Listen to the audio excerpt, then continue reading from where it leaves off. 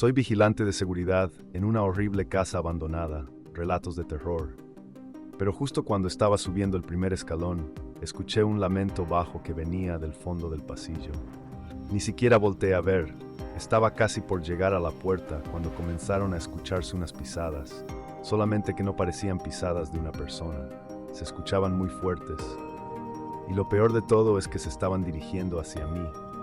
Grité del miedo, grité como un loco. ¿Qué era eso? No tenía ni la más mínima idea. Mi nombre es Jacobo. He trabajado como guardia de seguridad por muchos años de mi vida.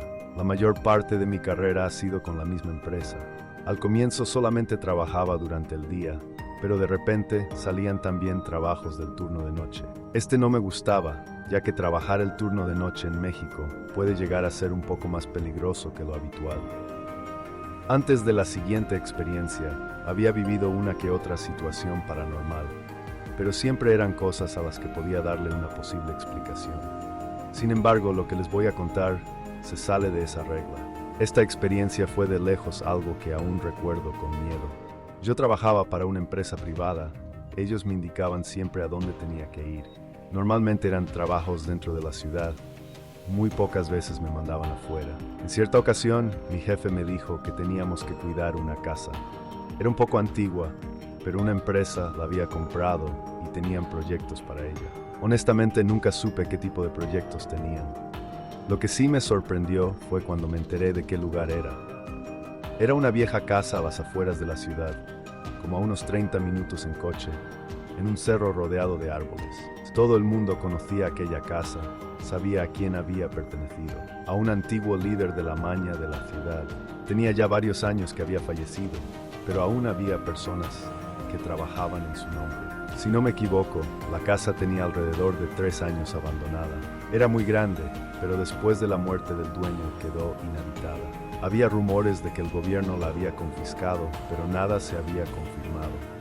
La noticia de que la habían comprado me tomó ligeramente por sorpresa. Intenté preguntar un poco más sobre el tema, pero mi responsable me dijo que tampoco tenían información. Un día nos situó en su oficina a mí y a mi otro colega. Nos dijo que había 4 personas en total cuidando la casa, 2 guardias de día y 2 guardias de noche. Me pareció un poco exagerado, aunque era verdad que se decía que la propiedad era enorme. Además, era la empresa quien pagaba, nosotros solamente seguíamos órdenes. Nos indicó lo que teníamos que hacer y cómo llegaríamos al lugar. Como la casa quedaba a las afueras de la ciudad, nos iríamos en el coche del otro guardia que estaría conmigo en turno. Nuestro turno comenzaba a las 8 de la noche hasta las 8 de la mañana, lo mismo para los de la mañana. Uno de ellos tenía un coche, así que lo usaríamos para desplazarnos. Por mi parte, yo ya conocía al guardia con quien estaría en turno. Su nombre era Álvaro. Estuvimos 2 semanas haciendo guardia en una empresa de la misma ciudad.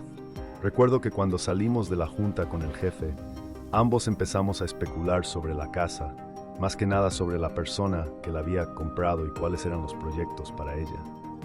Lo más probable es que en el tiempo que estuvo sola, hubo mucha gente que entró sin permiso, por lo que podría haber daños a la propiedad, y tal vez querían evitar eso e intentar que se desgastara más de lo que ya estaba. Se decían cosas no muy positivas sobre ese lugar.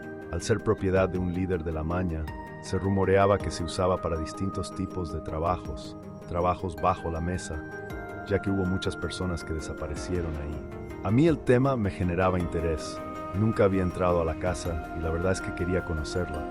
El día en que comenzamos, mi compañero pasó por mí, hicimos la ruta y nos tomamos alrededor de 30 minutos. Cuando llegamos, los otros 2 guardias nos esperaban para mostrarnos el lugar. La entrada de la casa era enorme. Era verdad que ya estaba un poco desgastada, pero aún así era imponente. Entramos, había un jardín muy espacioso, un muro cubría los alrededores. Algunas plantas estaban muertas, pero había otras que habían tomado un poco más de territorio. La casa estaba justo enfrente, la pintura ya estaba deteriorada, pero aún así era muy bonita. Había una enorme puerta que daba la entrada a la sala y unas extensas escaleras que subían al segundo piso. Era obvio que las paredes estaban rayadas y también había otras señales de vandalismo, pero aún así, el lugar conservaba una belleza atrapante. Uno de los guardias de la mañana nos terminó de dar el recorrido. No recuerdo exactamente el número de habitaciones que había, pero eran varias. El primer piso tenía una cocina, una sala y un enorme salón. También había algunas habitaciones, pero la gran parte estaban en la planta alta. Casi todos los cuartos tenían balcones, y en el segundo piso había una enorme terraza que daba vista a la piscina del patio trasero. Esta también estaba un poco deteriorada y con agua de las lluvias de los meses anteriores. Ya casi no quedaba luz de día. Cuando terminamos el recorrido, el lugar tampoco contaba con corriente eléctrica, así que durante la noche, la única luz que nos guiaría serían las linternas que teníamos. Nuestros compañeros de la mañana se despidieron. Ahora solamente éramos Álvaro y yo. Nuestra pequeña oficina se encontraba justo antes de entrar a la casa. Era el único lugar que contaba con luz. Afortunadamente pensaron en eso. Junto a Álvaro teníamos el plano de todo el lugar. También nos pusimos de acuerdo en los rondines que íbamos a dar. Obviamente, no podíamos dejar la base sin nadie vigilando, por lo que siempre teníamos que ir solos. A decir verdad, eso no me molestaba. Lo que me tenía un poco inquieto es que había ciertos lugares de la casa en donde la humedad estaba muy presente, por lo que se tenía que tener cuidado al caminar. Fuera de eso, todo lo demás me parecía bien.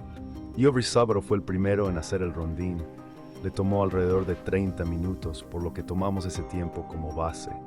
También contábamos con radios para comunicarnos, estaríamos al pendiente el uno del otro. La primera noche que estuvimos ahí, no hubo mucha novedad.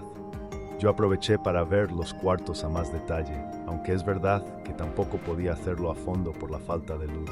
Cuando caminaba por los pasillos, no podía dejar de pensar en todo el dinero que se había gastado en la construcción. Había muchos detalles en todas partes, tanto en la pintura como en la arquitectura. Como tal, el lugar era muy interesante. Por otro lado, también me venían a la cabeza las situaciones que se pudieron haber vivido ahí. Recordando quién era el dueño, me preguntaba si por casualidad también involucraba su trabajo con la propiedad. Si alguna vez metió personas aquí en la casa, y de ser así, cuál sería el número y qué pasaría con ellas. La segunda noche que estuve ahí, recuerdo muy bien que estaba dando una vuelta por la planta baja. Eran alrededor de las 11 de la noche. Me encontraba en la cocina, la cual estaba dividida en dos partes. Una era el área de electrodomésticos que parecían haberse robado, y la otra era el comedor. Justo estaba entrando a la cocina cuando escuché la voz de una mujer. Era muy tenue, pero sonaba como si estuviese tarareando con los sonidos de la noche. Pensé que había escuchado mal, pero una vez más, era ligero, pero claramente sonaba como una mujer. Me acercó al comedor no envienoso. Alumbré solamente para confirmar que me encontraba solo. Pensé que tal vez pudo haber sido alguna interferencia con la radio, o tal vez yo había confundido el sonido y podía tratarse de algún animal. Cuando regresé a la base, le dije a mi compañero lo que me había pasado. Él me sonrió y me comentó que seguramente me habían asustado, pero por el tono de voz en cómo lo dijo, era obvio que estaba bromeando. Ya un poco más tranquilo, incluso lo acusé de haber sido él quien había hecho ese sonido. A las 2 de la mañana le tocó a él ir a revisar. Yo me quedé en el cuarto. Ahí había dos grandes ventanas, una que daba directo a la casa y la otra que estaba hacia la entrada principal. Con el celular en las manos, me estaba quedando dormido. El tiempo se estaba pasando muy lento. Reaccioné de golpe cuando escuché a Álvaro hablando por la radio. Me decía que había una persona en la casa, alguien había entrado. Me indicó que había salido corriendo por la ventana del primer piso, que estuviese al pendiente en el patio, por si de casualidad había movimiento. Estuve vigilando hasta que él llegó, no había visto a nadie más. Él me confirmó que no vio su cara, pero que por su silueta parecía ser una mujer. Estaba al fondo del pasillo, intentó alcanzarla, pero salió corriendo muy rápido. Mi compañero me dijo que le metió tremendo susto. No es para nada agradable ver a alguien a mitad de la noche en una casa abandonada. Ya nos habían dicho que eso podía llegar a pasar. Lo que no entendíamos es cómo la mujer pudo haber entrado. Había un muro alto que rodeaba toda la propiedad. Tampoco sabíamos cómo había salido, cómo fue que brincó al otro lado. Pensamos que tal vez seguía en la casa, pero Álvaro insistió en que la vio correr por la ventana. Fue a comienzos de la segunda que hubo algunas situaciones que nos dejaron confundidos. La primera me pasó a mí. Estaba en la planta alta, dando la vuelta por el pasillo que unía todas las habitaciones.